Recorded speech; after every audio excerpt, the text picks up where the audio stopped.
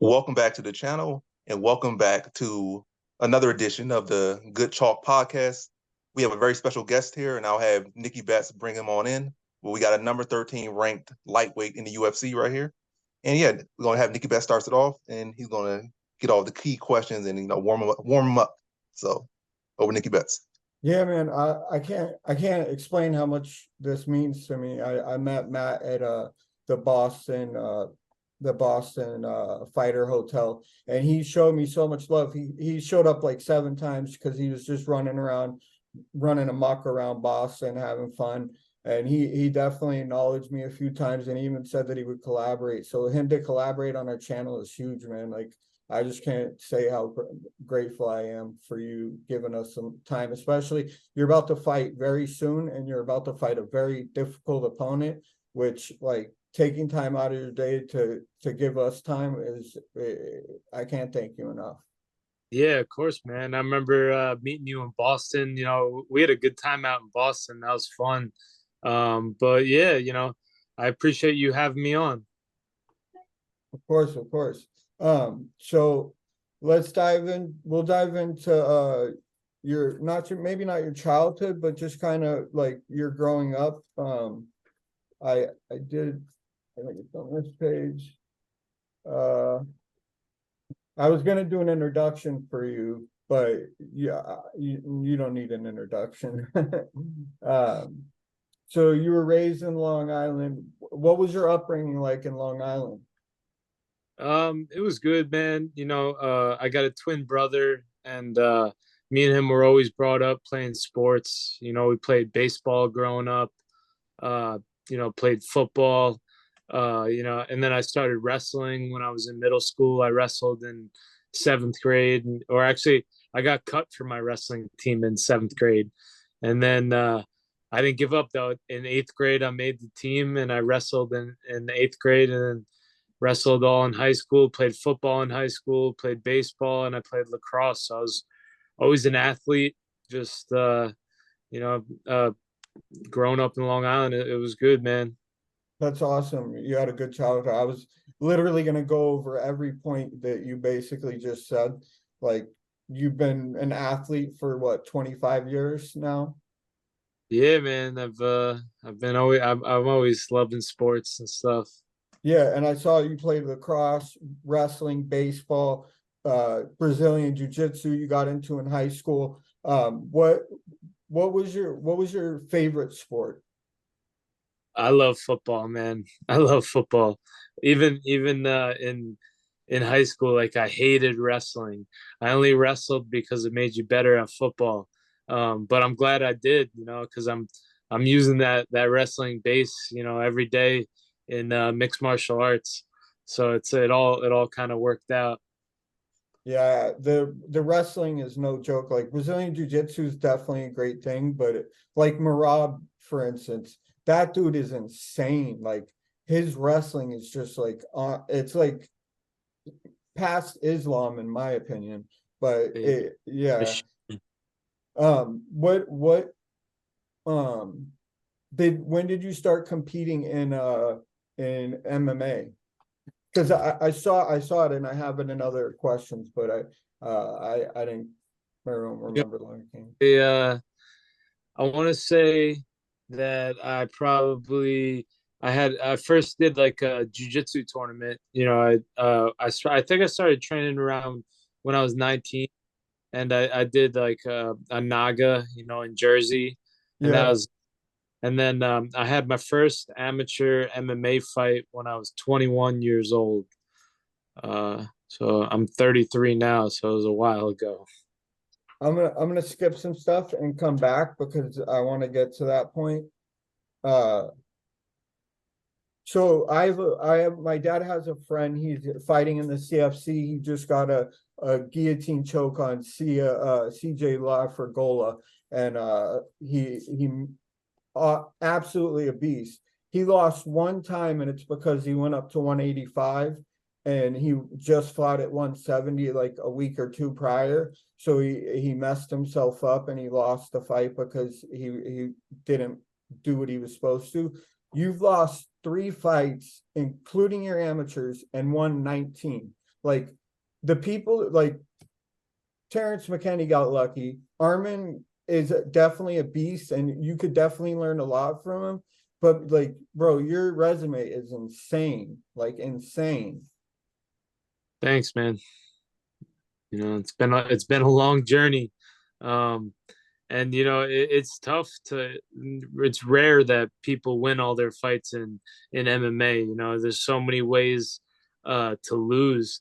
And especially when you keep competing, eventually you're gonna fight somebody that gets the better of you. But you're not defined by your wins and your losses.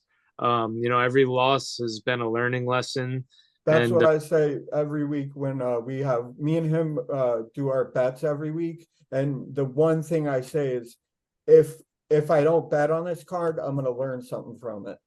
Yeah, that's it, man. And that's what it's all about. The journey is about growing, learning, and getting better. Whether put wins and losses aside, it's just about growth. Right, right. I gotta be honest, I wanna go to Madison Square Garden. I wanna watch you fight. If I can make it there, could you do me a solid and help me get a t-shirt signed? No, I Yeah. wouldn't ask you to do that. No, If you already know, man. If I see you, I'll sign whatever you want, and yeah, hopefully the ticket prices will drop now that Jones and Stipe are off the card, I which know that's sucks. crazy, right? At least the ticket prices will be cheaper. Who do you think wins between Alex Burr and Yuri Prohaska? Dude, that's a tough fight. I think it could go either way, but I just love Yuri. Me too. Me I love too. his whole like samurai like mentality. Style. Yeah. Yeah, I'm always kind of rooting for him. Yeah, I see you as like a modern day gladiator. Like you have everything but the weapons. Your weapons are your hands, your legs, your ability to work in the clinch and the grapple and the wrestling and the jujitsu. Like you definitely mastered your craft. You're at the perfect age because you're in your prime, dude. Like there's no I think if you beat Benoit Saint Denis, and I I know how good he is, but I didn't know that you were a lieutenant in the U.S. Army. He is in a French Navy SEAL, so you both have backgrounds as veterans. So I don't think he has too much on you, but thank you for your service for that for sure. But yeah, you went to the University of Tampa. What was that like? Did you wrestle there? It was great down there. They didn't have a wrestling team, but when I was down there, I found Matt Arroyo and I found Billy Quarantillo and I found Gracie Tampa South. So I was training, I was fighting as an amateur, and I was going to school full time. And then I was doing the Army ROTC while I was in school. So I was staying busy, and then I was working, as a bouncer at these bars and stuff. Tampa was fun, man. It was a A busy good time, yeah. yeah, it was a fun time. It was a busy time, but it was the come up. I was grinding. I was busy all the time, just working hard, going to school, training, fighting amateur, doing the army stuff. Working to make money. So it was a good time down there. That's awesome. Yeah, you definitely like, man, I'll keep it a buck with you. I didn't graduate high school. I got my GED in prison. I have been trying to make something of my life for the past 20 years, and to see someone who's done the complete opposite of what I've done, it's so much inspiration to be able to be like, man, that dude can put that much energy into that. I can put that much energy into that. I can do something with it. And that's like the amount, like I started when I started trying to write down all the questions and going through all your stuff, I'm like, this dude just does one thing after another. He never stops moving. He never stops progressing. And that's like the Drew Dober fight was perfect. Like I see you starching what's his name? Benoit Saint Denis the same way. Like just a hit out of nowhere. And like I I got to be honest, I am nervous because I really want you to win. I've become a huge fan of you. I just know that he's really good, and I know that all you have to do is prepare and you'll win. Definitely. Yeah, appreciate it, man. And I appreciate you opening up too. You know, it's all part of your story. You know, we all have our own stories, which, uh, define us to how we got to where we are now. And like, I'm sure you learned a lot from your story and got what got you to where you are now. And the same with me, it wasn't all easy for me too. You know, I definitely, I messed up a good amount of times. But like I said, like whenever we lose, we learn and we bounce back and we grow from it. And yeah, man, I'm working hard right now. Yeah, you are. I see you in the gym. I'm on your Instagram constantly, just checking, making sure that you're up to date with all your workouts and getting it in. Yeah, I know Benoit's good too, man. Yeah, he's Really definitely good. Yeah. we're fighting freak. He's another warrior. A Right. French. Even Yeah. the one he lost, man, he did not quit once. No. Uh, so it's But like, but but your talent, bro, there's nothing like I love that you're the underdog because I get to bet so much money on you winning. Like, bro, I'm gonna make like at least 15 grand off just betting on you and you solely by yourself.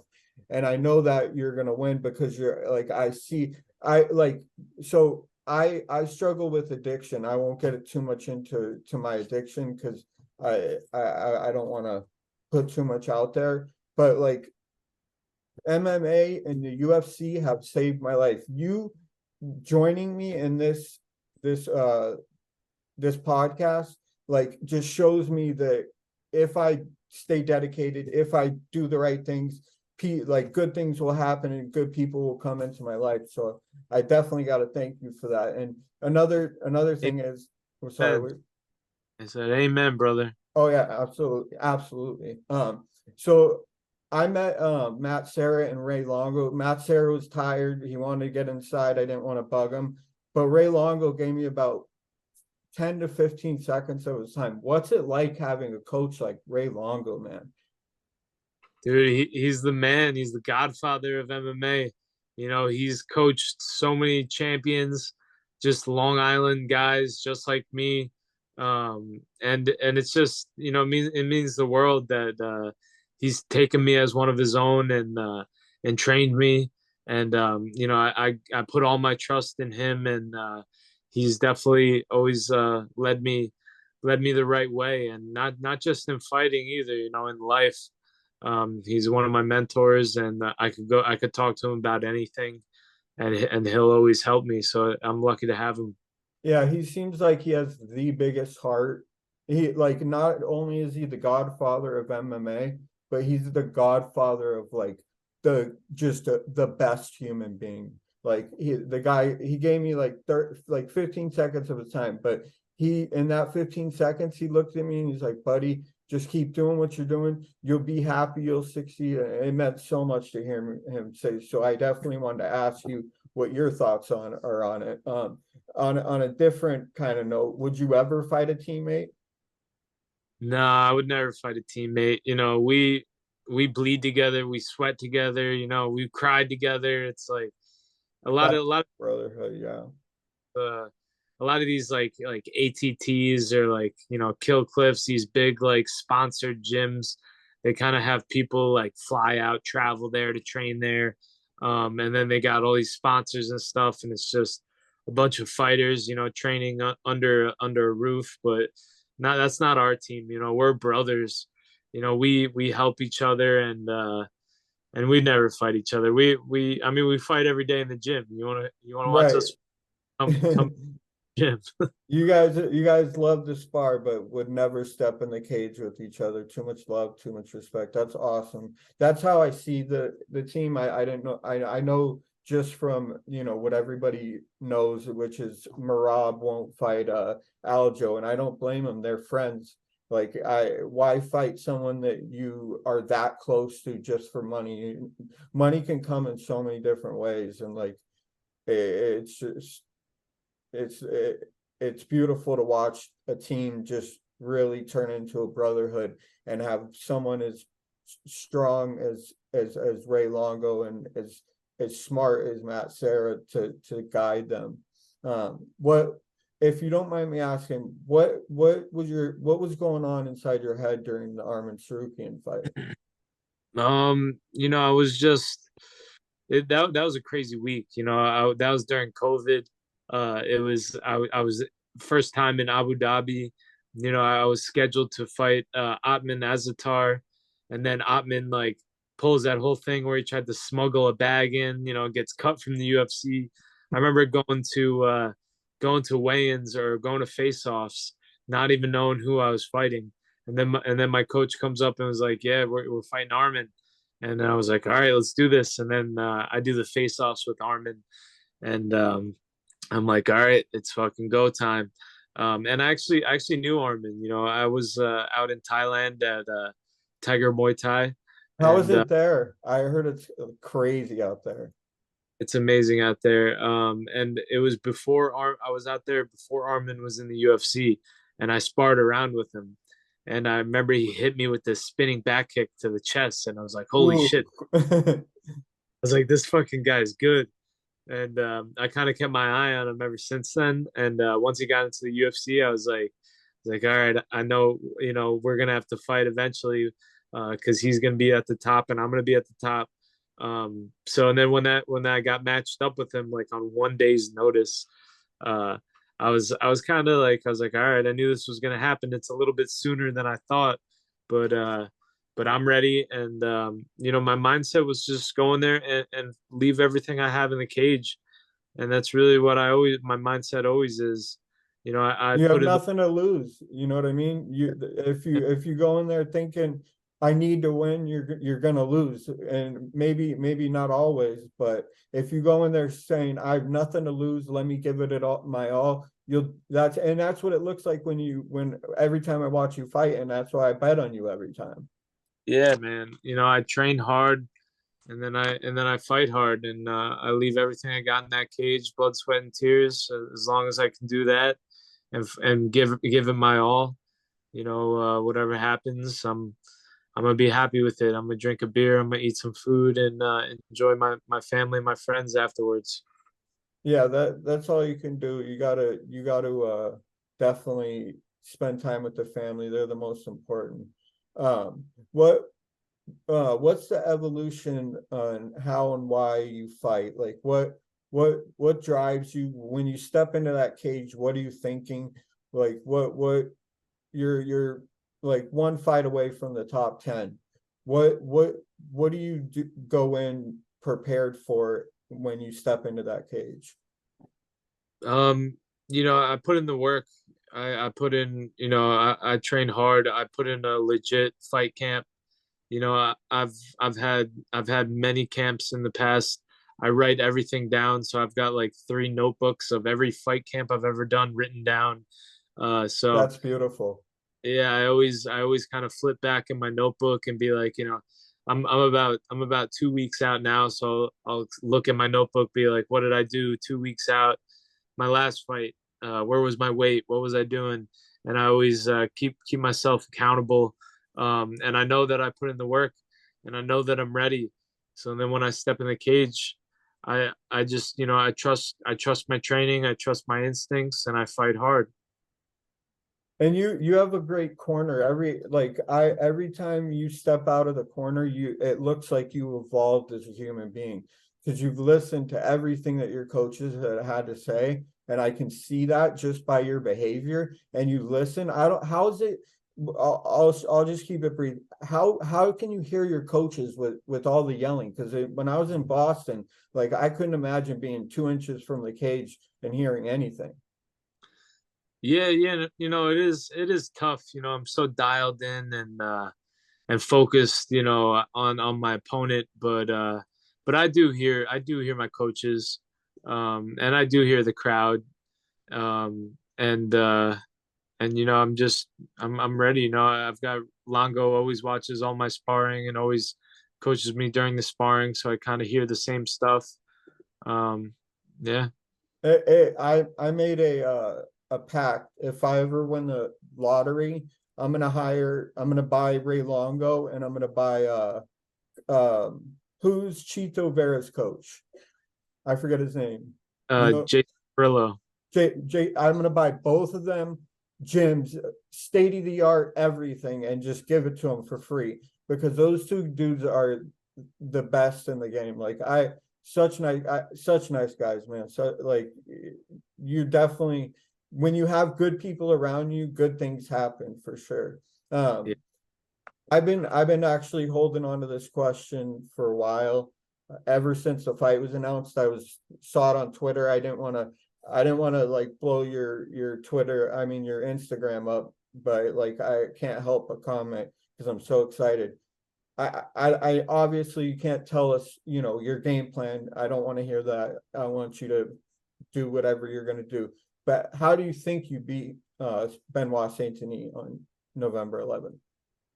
Dude, I know I can knock him out. I know I can knock him out. That's the truth. That's the truth. Yeah.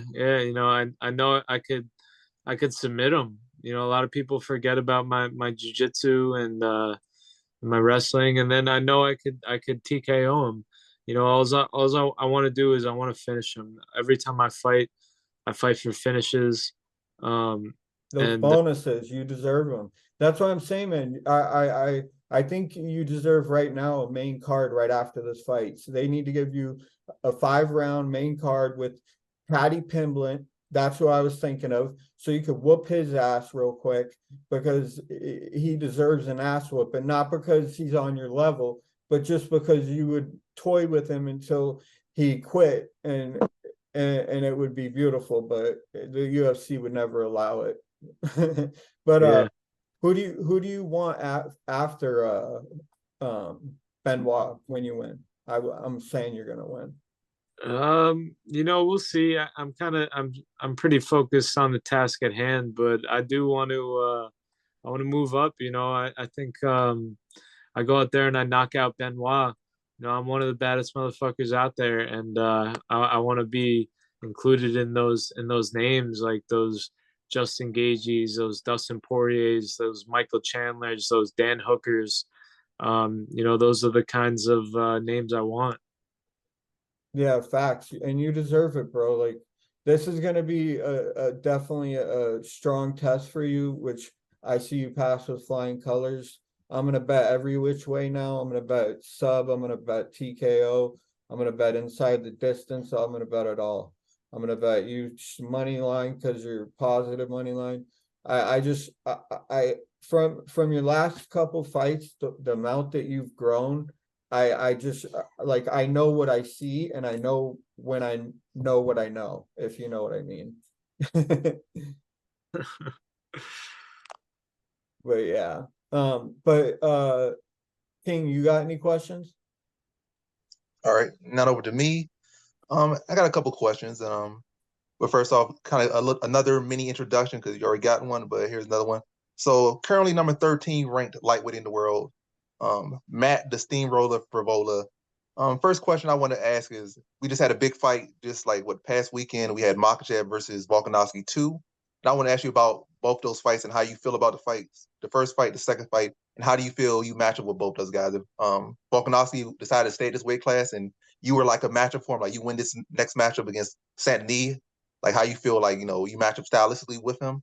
And also Makhachev, you're in this weight class. That's what you want to be. You want to be the champion. You want to fight the best in the world. So how do you feel you match up with the best in the world at this weight class in Makhachev? Like any strengths, weaknesses, or areas you just feel like you can, beat our best him in?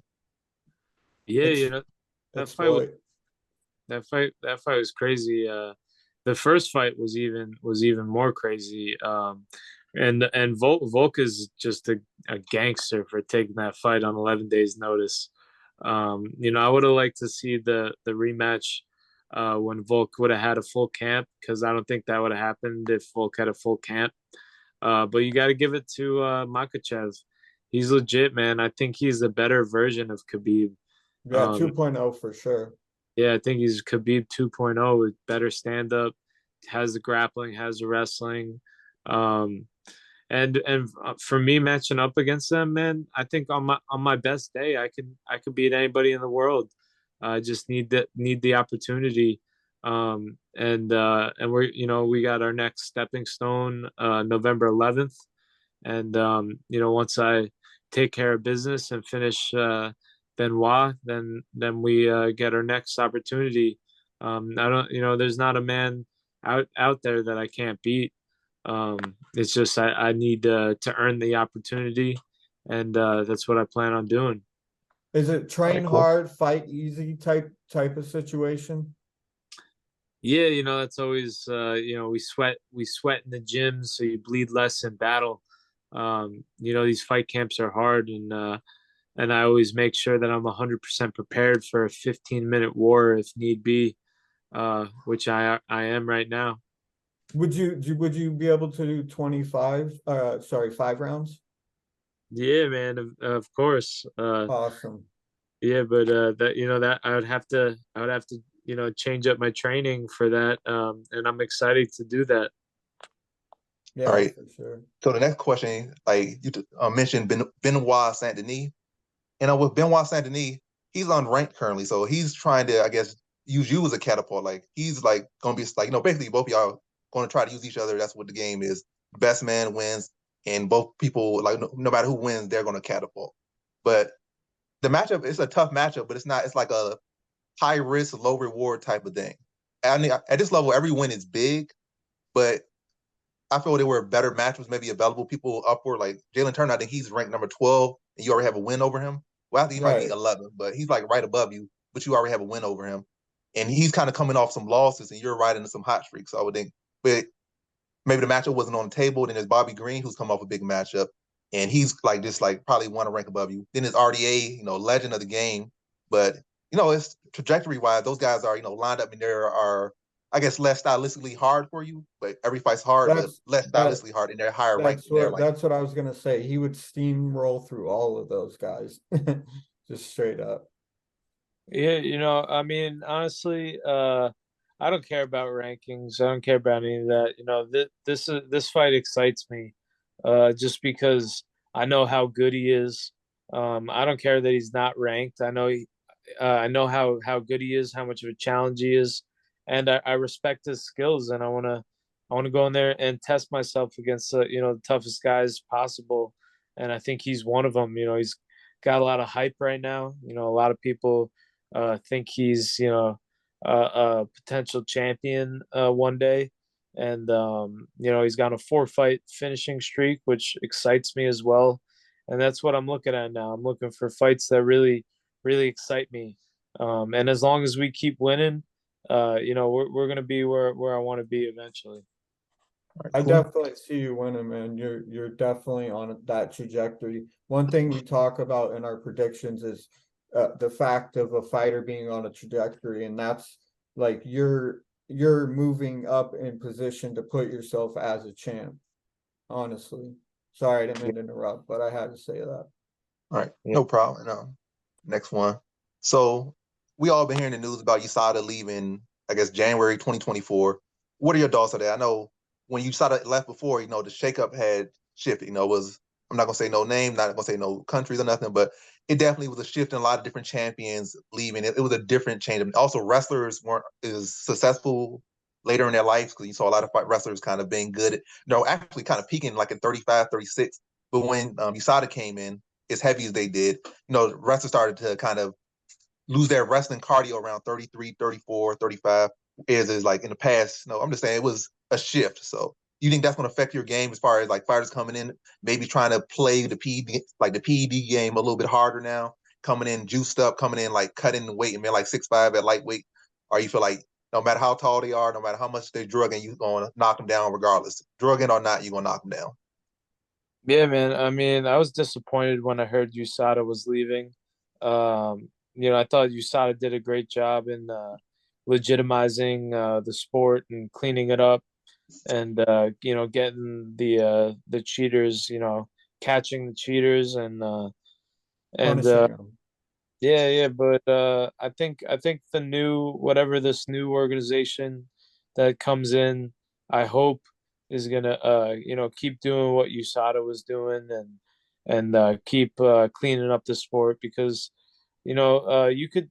I hear a lot of people saying that you could just let everybody take steroids, and it'll be more exciting. What blah blah blah. But it's like, you know, they're not in there getting their brains beat in. Beating, yeah.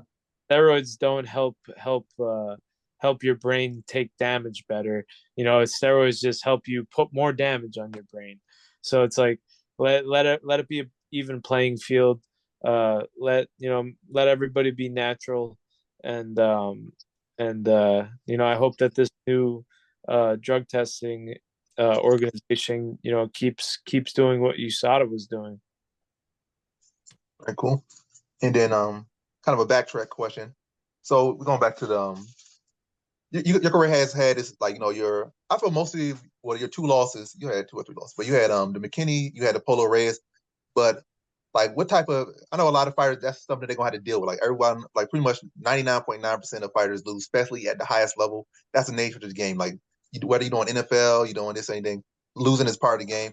But you have like gotten better with each and every single loss, and kind of hearing your backstory kind of makes sense. Like you said, you were cut off the wrestling team with like, in seventh grade, so I guess it lit a fire in your belly, because it seemed like you have gotten significantly better after every single loss. The Polar Reds loss, you got crazily better after that, and then the Terrence McKinney fight, you went like from losing to the next thing you know, a snap of a finger, you're like in the top 15, top 13, and now you're just climbing the ranks. So does that go to your upbringing? Like what goes through your mind, and what could young fighters, your younger self, maybe you go back in the past, like what can you tell them, what was going through your mind to be able to do what you have done?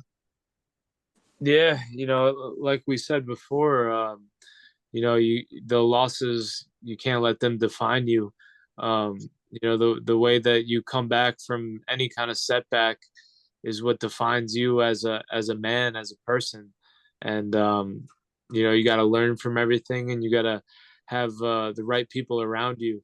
I put my trust in my coaches and my family and my friends. They wouldn't let me quit. My coaches wouldn't let me quit. My family wouldn't let me.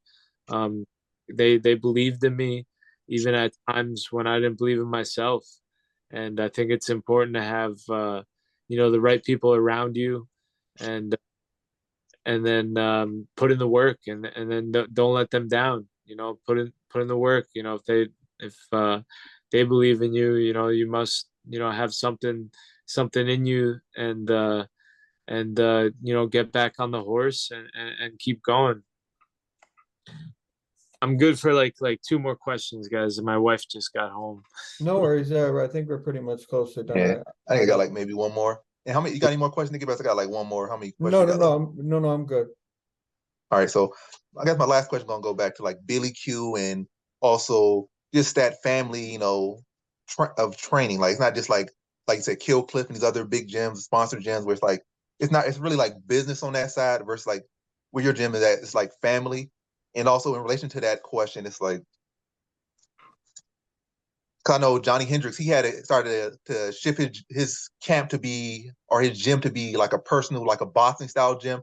Do you feel you get more benefit from having that, family type of gym, and also where each guy, it's not like an ego type gym where it's like this is the star, we're gonna focus around them, but everybody's equal, we're gonna fight, we're gonna bleed together. You really gonna have people challenging you versus you bringing in like weight trainers, like you're pretty much being making yourself special above everyone else, instead of like, really being down there and bleeding with everyone. You feel it's been more beneficial to have the Johnny Hendricks type of gym, or to have the gym you have going, or the system you have going? Yeah, I mean, I think it's definitely the gym that we got. Having a family. It's like it's more about the relationships you build at these gyms. It's like it's not we don't just have pro fighters at the gym. We have a lot of pro fighters. We also have amateur fighters. We also have like just cops who want to like train. We have like firefighters who want to train. We got lawyers who want to train. We got like kids in high school. We got troubled youth like trying to like focus their energy. That's awesome. Does Ray like spearhead that? Oh yeah, man, we have all different kinds of people at the gym, and it's everybody helps each other. It's like even if you know one of these kids is getting in trouble, you know, we got a lawyer who's at the gym who will talk to them and help them, or a cop there that will, you know, talk to them and help them, or and that's like you know, even besides the wins, losses, and the fight game, it's the relationships you build, you know, at these gyms, and it's beautiful, man, and that's what life's all about is you know, growing and as people and building, you know, strong relationships and you know, and going for your dreams, man. That's what we do. Man, All that's right, good, beautiful. good. That's beautiful. Beautiful. All right. Thanks for your time, Matt Frevola. Matt the Steamroller Frevola, number 13th ranked lightweight in the UFC. Best of luck on your next fight against Benoit Saint Denis. And again, wish you the best of luck in upward trajectory. Go for that strap, win the belt, and be great. Anything for you from you, Nickybets, to wrap it off? Yeah, no, I was just gonna say again, thank you for your time. Thank you for blessing us with the limited time you have. I know you're in camp and that's huge. Like to be able to take 45 minutes, however long we've been going, out of your day to dedicate to the fans, man. You're a true legend. So thank you. We definitely got to do this again.